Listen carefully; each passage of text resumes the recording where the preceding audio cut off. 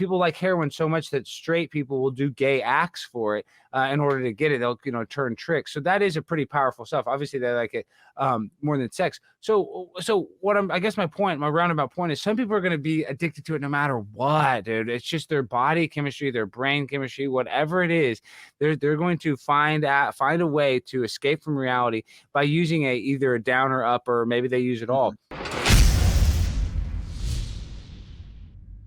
So would you say to legalize drugs? Because you mentioned the war. Yeah, 100%. See, you would want to legalize drugs. Well, I would want to decriminalize drugs in what is called red light districts, because this is why. Because you're like, what are you talking about? Well, the problem is when you get these drugs, even like the most experienced drug users, there's always going to be drug use, no matter what. From the beginning of time, people have been able to find drugs, and this is the same with prostitution. I believe prostitution should be decriminalized too, because when it comes to prostitution, there's a lot of illegal sex trafficking. So once you actually decriminalize the prostitution and you have testing like you have in Amsterdam, and you actually give people a safe outlet to do it, it takes away a lot of the black market. The black market is where everything goes wrong. So when you talk about the decriminalization of drugs, our private prison industry is filled with nonviolent drug offenders.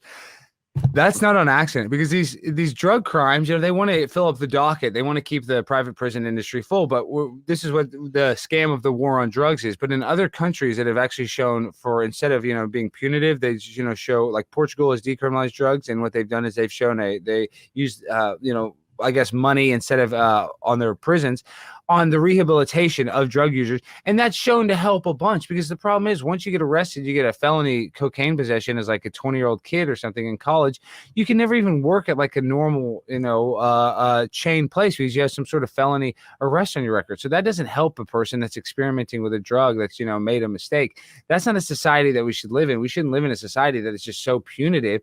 And, that, like I said, if you tried a drug, you experimented with something because you wanted to feel a certain sort of way. Yeah, but listen, think about it. What's our issue? What was I really harping on in my opening statement is that people are blue pilled to fucking hell. And if we legalize drugs, I understand the prison system's fucked and the pharmaceutical companies are fucked and they're prescribing opiates and that are getting people addicted to heroin and whatever.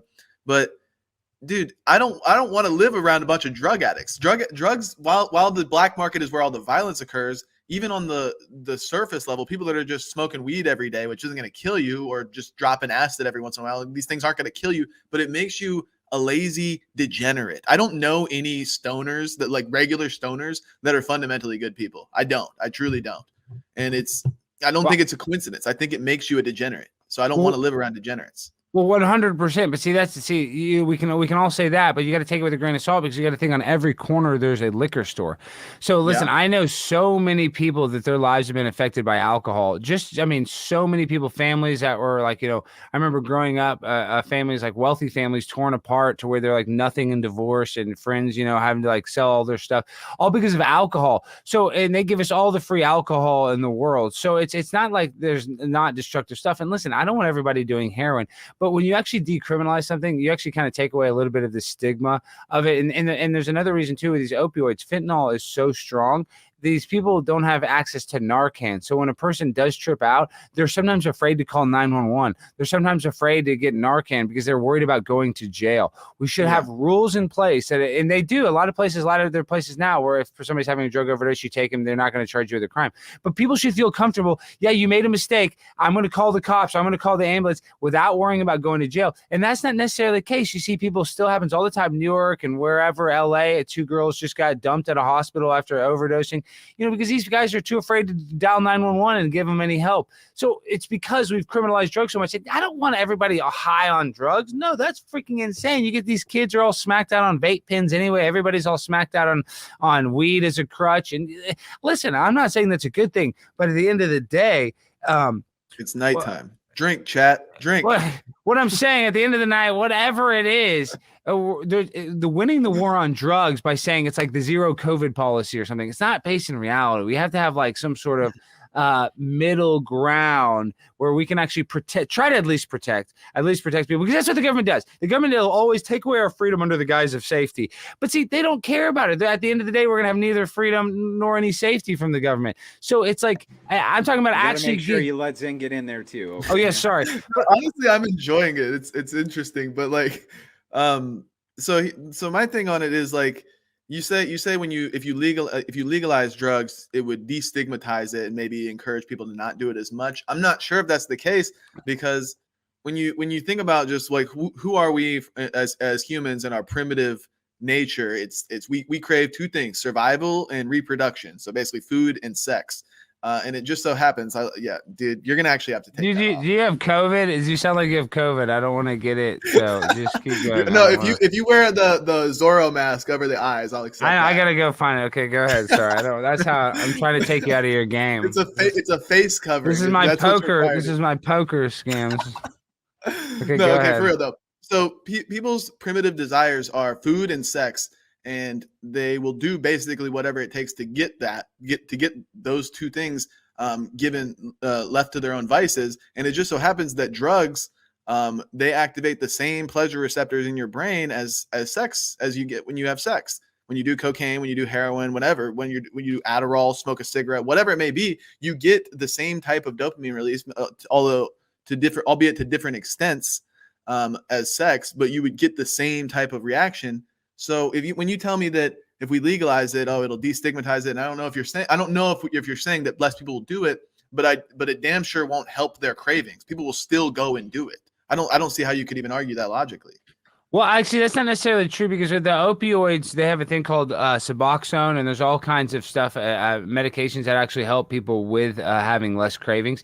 And if you'd have, like, they have methadone clinics. I'm not saying that methadone is a good thing, but supposedly it's a less of a strong drug than heroin. And what it does is that people that are on opioids, they can take the methadone, and they don't have the cravings, and a lot of times they don't go and get the heroin. So, I mean, there are things that actually kind of help squash people that are having like really bad opioid cravings.